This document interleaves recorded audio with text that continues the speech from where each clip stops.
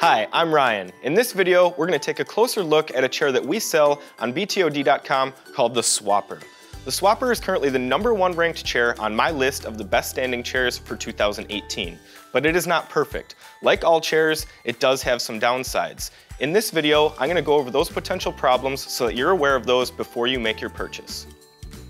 The first potential problem with the Swopper that buyers will run into is going to be the price point. This is a chair that has high-end premium components and it has the most advanced movement technology that I have seen out of any standing chair. That means that you're going to be paying upwards of $600 for the base model of the Swopper. If this is out of your price range, you may want to consider a lower price model that has a wobble base because the motion will be similar to what the Swopper produces. A chair like the Focal Pivot or the Safeco Twixt may be good alternatives to the Swopper. The second problem that you may run into with the Swopper when looking for your next standing chair is the seat height adjustment. It has a very small range compared to the rest of the products in the category. Right now I've got it at the lowest height, which is 22 inches, and you'll notice that when I sit down it actually sinks down another 1 to maybe 3 inches depending on your size and how much you weigh. So it's at about 20 inches right now. And then at the maximum height, it goes up to 27.5 inches, but then when you sit down, it comes down near maybe 25 inches. So at 25 inches, you're gonna be quite a bit lower than most standing chairs that go upwards of 30+ inches for those tall perch positions and also leaning positions. So with the Swopper, you'll notice that I can still maintain a perch position, but taller leaning positions are not gonna be possible with the standard model. One solution that you can look towards would be going with the Swopper High for an additional $150. This will give you an additional seat height up to 31 inches, which could be good for taller perch positions, still may not work for leaning. If you really want a leaning chair for your standing desk, then you may want to look to another aeris product, which is called the MoveMan. That can get you upwards of 36 inches, but it is much more like a perch stool instead of more of an active chair like the Swopper. Another potential problem with the Swopper is that the seat may not be comfortable for everyone.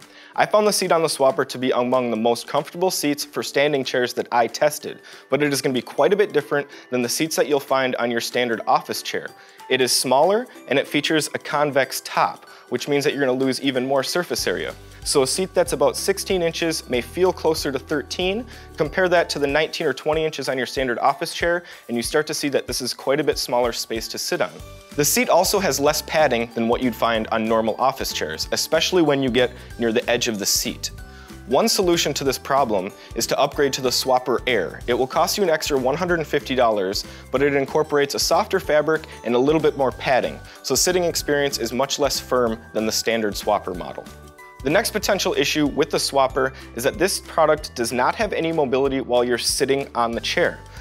What I mean by that is when you're sitting down, it's not able to move like a chair with casters. You're not able to easily roll. If I want to move the chair, I have to physically pick it up and move it and then sit back down.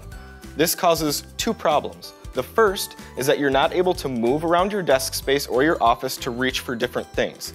This is not a major issue because you don't have arms and a backrest, so you don't feel locked in, so you're more apt to just standing up, reaching for something, or going to different parts of your office. This is a way to incorporate more movement, so that can be a good thing. The one thing that can be a big problem, and I found it to be an issue while using the chair, is when you need to make very small adjustments to try to make your sitting experience more comfortable with your keyboard.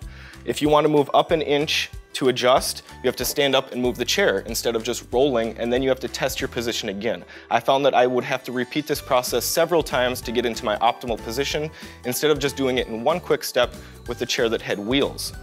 Now, you can fix this problem by going with the caster option for the Swopper, but I do not consider this a full fix because of the way that the casters function. When you're sitting on the chair, the post will hit the ground, which means that you can't move when fully sitting on the chair. When you're out of the chair, it's a safety issue in terms of leaning on the edge and then pushing the chair out and having the chair roll, so the casters do not move when you're out of the chair. So in order to get the casters to move, you have to get into this very neutral position, like a perch position, and then it will move. So it can be a tedious task, and it might not be a full solution. Another option to consider if you're looking for a standing chair with very good sitting mobility is the Backap 2.0. It has a very similar build quality to the Swopper, but you can get it with a caster base that comes with free moving casters that do not lock.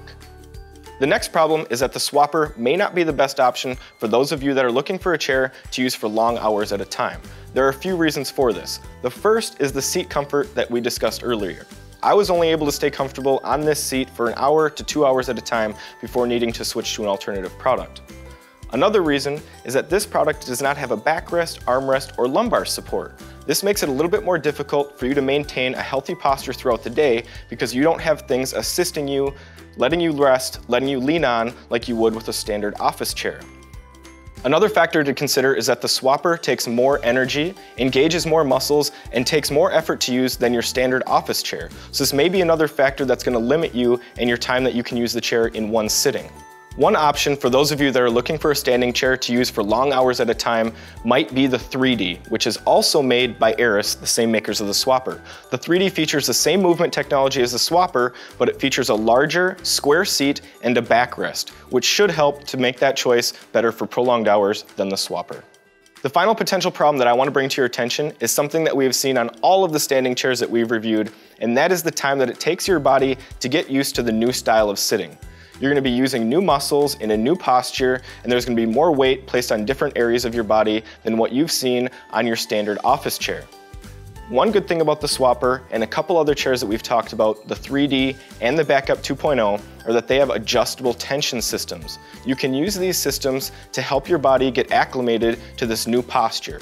You can start out on a high tension with less movement, and once you feel more comfortable and feel ready, you can work your way up to less and less tension and have more and more movement. I've found the Swopper to be one of the most comfortable standing chairs that I've used during my testing, but it's not going to be right for everyone. It's important that we address potential problems with products like the Swopper so that we don't get you into a chair that's a bad fit for your needs. If you'd like information about the Swopper, feel free to visit us at btod.com for our full review. Thanks a lot for watching.